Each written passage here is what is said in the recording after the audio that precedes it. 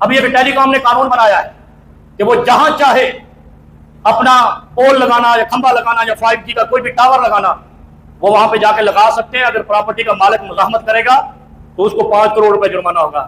اور مریم نواز نے کہا کہ جو گٹر کا ڈھکن چوری کرے گا اس پہ 10 لاکھ کا جرمانہ ہوگا. وہ کیسے درندے لوگ تم نے مسلط کیے اپنے اوپر، جس کے پاس 10 لاکھ ہے وہ گٹر کا ڈھکن چوری کرے گا. ایسے یہ قانون بنا رہے ہیں ٹیلی کام والے کہ جو اپنے گھر پہ ٹاور نہیں لگانے دے گا. اچھا یہ نہیں کہتے کہ چھت پہ لگا لے یہ فلاں، اس کی پراپرٹی ہتھیانی ہے. وہ خدا کے بندو پہلے لینڈ گریبر کم ہے پاکستان میں، قبضہ مافیا کم ہے، اب تم نے اس کو سرکاری شیلٹر دے دیا. کہ ٹیلی کام والے اچھا پہلے لوگ جاتے تھے پولیس میں مال بنے گا، لینڈ کے ڈپارٹمنٹ میں مال بنے گا. یہ پاکستان میں آپ دیکھنا سب سے زیادہ لوگ ٹیلی کام اتھارٹی میں بھرتی ہونے جائیں گے. چلو بھائی پلاٹ بنے گے، ایک فیزیبلٹی رپورٹ بنائی کہ فلاں پلاٹ پہ مشینری رکھنی ہے، ٹاور لگانا ہے، وہ زمین لے لی. 2 سال بعد کہا اب اس کی ضرورت نہیں رہی، تو کیا اس قانون میں انہوں نے لکھا ہے وہ زمین اسی کو واپس کی جائے گی؟ وہ تو ہتھیار لی انہوں نے، اب اپنی مرضی کے لوگوں کو دے دیں گے. کتنا بڑا اسلام آباد کے اندر انسانیت کے خلاف، عوامی حقوق کے خلاف قانون بن رہا ہے کہ جہاں ٹیلی یہ اتنا مادر کی طرح کہاں سے آ گیا؟ سور کا بچہ یہ ادارہ، ہماری تو موبائل کی سمیں صحیح نہیں چلتی. یہ کہتے ہیں جی ہمیں زمین تمہاری، ہمیں پتہ چل گیا یہ پلاٹ اچھا ہے، ہم کہیں گے یہاں ٹاور لگانا ہے، اور اگر منع کیا تو ہم جناب اس پہ 5 کروڑ کا جرمانہ کریں گے. تو بیٹے یہ قانون اسلام کے بھی خلاف ہے.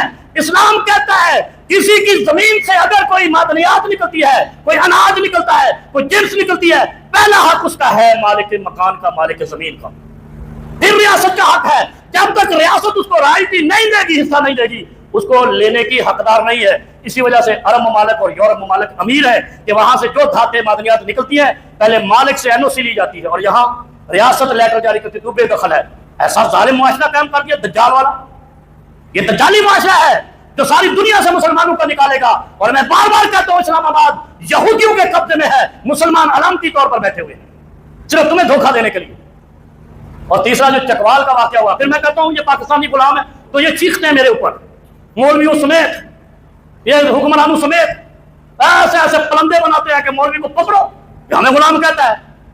ابھی کیا ہوا ہے؟ چکوال کے اندر ایک فیملی بیچاری بے گناہ حج کر کے پاکستان میں آئی، اس پر فائرنگ کی، ان کے ظالموں نے. اس کی 9 سال کی بچی کو 11 فائر لگے، چھلنی ہو گئی. یہ اس کے والدین سے پریس کانفرنس کروانے والے تھے کہ ہم ڈاکو ہیں. وہ تو اللہ بھلا کرے آسٹریلیا کے پرائم منسٹر کا کہ ان کے پاس نیشنلٹی تھی آسٹریلین.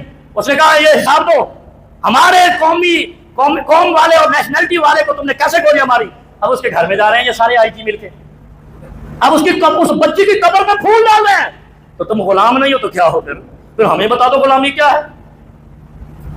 سائیوال میں بھی مارے تھے نا عمران خان کے دور میں، اور جن کو معطل کیا، پھر ڈسمس فرام سروس کیا، ان کا پورا احتساب ہوا. یہاں یہ کھانے پینے والے تھے، ابھی اس خون کو پینے والے تھے. وہ تو اللہ کا کرم ہوا کوئی انگریز بولا ان کا آقا، ان کا مالک اسلام آباد کا، اس نے کہا بتاؤ اس بچی کو کیوں مارا ہے. اب اس کی قبر میں جا کر ان کا IG پھول ڈال رہا ہے. یعنی اگر گورا بولے تو ہم قبروں میں بھی گھس جائیں، اور اگر گورا نہ آئے تو ہم معصوموں کو مار کے کہیں یہ دہشت گرد ہے. میں کہتا ہوں خدا کرے اس ملک پہ عملی طور پر گورے آ جائے تاکہ بلوچوں اور پختونوں کی جان بچ جائے. کتنے مارے انہوں نے جن کو بعد میں دہشت گرد کہہ دیا، اور تو کو مار کر کہتے بے غیرت کہ یہ دہشت گرد ہے. MBBS ڈاکٹر ان کو مار کر کہتے یہ دہشت گرد، پھر کہتے ہیں ہم آزاد ہیں. اللہ نے قرآن میں کہا سورہ اعراف میں والذین یمسکون بالکتاب واقاموا الصلاۃ انا لا نضیع اجر المصلحین. اللہ کبھی سیدھی بات کرنے والوں کو ضائع نہیں کرے گا.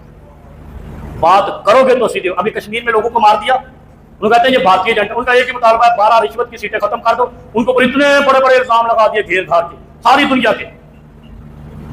تو 12 سیٹیں ختم نہیں کرنی، تم 6 سیٹیں ختم کر دو. غریبوں کی بات تو سنو. پاکستان میں کسی کو مطالبہ کو موت میں بدل دیا ہے، جو بھی مطالبہ کرے مار دو. اور جب انگریز سرکار آئے تو اس کی قبر پہ چلے جاؤ، ہم سے غلطی ہو گئی. اگر کشمیریوں کے بارے میں بھی کسی برطانوی پرائم منسٹر نے کہہ دیا کہ یہ جو مارے ان کا حساب دو، اللہ کی قسم تمہاری پوری سرکار ان کی قبروں پہ پہنچی ہوگی. میں قسم اٹھا کر کہہ رہا ہوں کیونکہ ہم غلام ہیں، اور جو نہ مانے وہ بھی غلام ہے. اس لیے کہ غلامی عقیدے کا نام نہیں ہے، غلامی فکر کا نام ہے. ہم افکار کے غلام ہیں. اللہ رب العالمین پاکستانیوں کو حیا دے.